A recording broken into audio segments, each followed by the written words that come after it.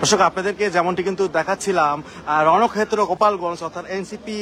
যারা গাড়িবহর নিয়ে যাওয়ার পথে হামলার পরবর্তীতে কিন্তু আমরা এখন পর্যন্ত যেটুকু জানতে পেরেছি যে গোপালগঞ্জকে 144 ধারা জারি করা হয়েছে। এখন পর্যন্ত সেনাবাহিনী যে কঠোর অবস্থানটি সেটি কিন্তু আমরা দেখতে পাচ্ছিলাম এবং সেনাবাহিনীর যেটি সেনাবাহিনীর পক্ষ থেকে কিন্তু চেষ্টা করা হচ্ছে যাতে করে তাদেরকে সেখান থেকে সরিয়ে দেওয়া হয় এবং আমরা আপনাদেরকে দেখাচ্ছিলাম সেনাবাহিনী যারা রয়েছেন তারা কিন্তু কঠোর পরিশ্রম করছেন এবং সেখানে কিন্তু তারা তাদেরকে ডিসপাস করার যে বিষয়টি সেটি কিন্তু চেষ্টা করছেন। এবং আরেকটি জিনিস জানিয়ে রাখি, গোপালগঞ্জে মাইকে মাইকে কিন্তু সবাইকে ডাকা হচ্ছে যাতে করে মাইকে মাইকে ডাকা হচ্ছে যাতে করে তারা সকলে এক হয় এবং আমরা এমন একটি ঘোষণা কিন্তু শুনতে পেরেছি যে মাইকিং করা হচ্ছে, সকলকে ঐক্যবদ্ধ করা হচ্ছে এবং মাঠে নামার ডাক দেওয়া হচ্ছে, এমন একটি ঘোষণা কিন্তু দেওয়া হয়েছে। এখন এনসিপি নেতাকর্মীরা কিন্তু যে ভবনটি রয়েছেন, পুলিশ সুপারের যে কার্যালয়টি রয়েছেন সেই কার্যালয়ে কিন্তু অবস্থান করছেন এবং এই পুলিশ সুপারের কার্যালয়ে কিন্তু তার যে অবস্থান সেটি কিন্তু আমরা শুনতে পেয়েছি এবং ভিতরে কিন্তু নাহিদ সাজিসেরা অবস্থান করছেন এবং তার সামনেই সেনাবাহিনীর দুইটি গাড়ি ট্যাঙ্ক গাড়ি রেখে দেওয়া হয়েছে যাতে করে কেউ এইদিকে মূলত আসতে না পারে এবং সেনাবাহিনীর পাশাপাশি পুলিশ র্যাব এদের যে অবস্থান সেটি কিন্তু আমরা আপনাদেরকে দেখিয়েছি যে ভিতরে কিন্তু র্যাব সেনাবাহিনী এবং পুলিশের যে অবস্থানটি সেটি কিন্তু ছিল। এখন পর্যন্ত যে জিনিসটি জানিয়ে রাখা দরকার, আজকে এনসিপি যে কর্মসূচি ছিল সেই কর্মসূচিকে ঘিরে কর্মসূচি শেষ করে যাওয়ার পথেই কিন্তু মূলত এমন একটি ঘটনা ঘটে এবং এর পরপরই কিন্তু যারা এনসিপি নেতাকর্মীরা রয়েছেন তাদেরকে নিরাপদে সরিয়ে এনে পুলিশ সুপারের কার্যালয়ে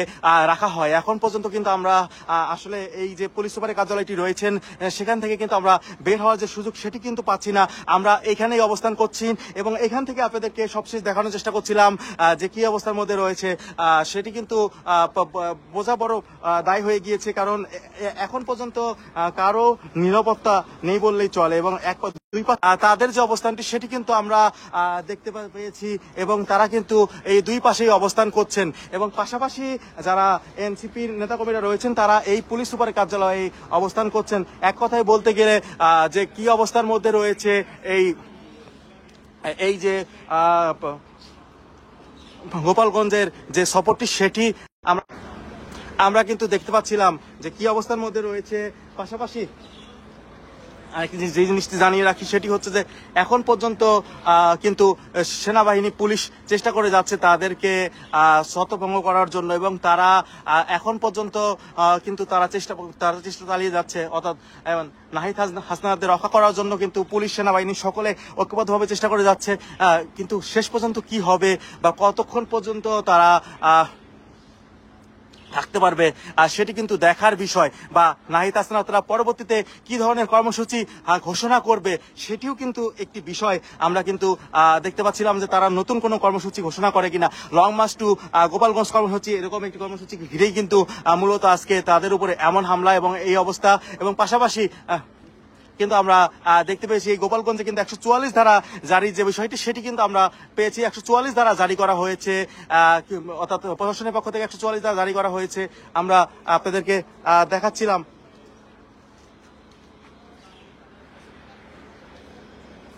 এক কথায় বলতে গেলে নিরাপত্তার যে বিষয়টি সেটি কিন্তু আমরা দেখতে পাচ্ছিলাম, নিরাপত্তার চাদরে ঢেকে ফেলা হয়েছিল পুরো সমাবেশ অর্থাৎ পথসভার যে স্থলটি সেটি, এবং তারপরেই কিন্তু ফেরার পথেই মূলত এই ধরনের একটি ঘটনা কিন্তু ঘটে আমরা দেখতে পেয়েছি। এখন পর্যন্ত তাদের কোনো পোস্ট করছে নাকি না, এখন পর্যন্ত তাদের পোস্টের বিষয়ে কিন্তু কোনোভাবে কোনো কিছু জানা যাচ্ছে না। তবে আমরা দেখতে পাচ্ছিলাম যে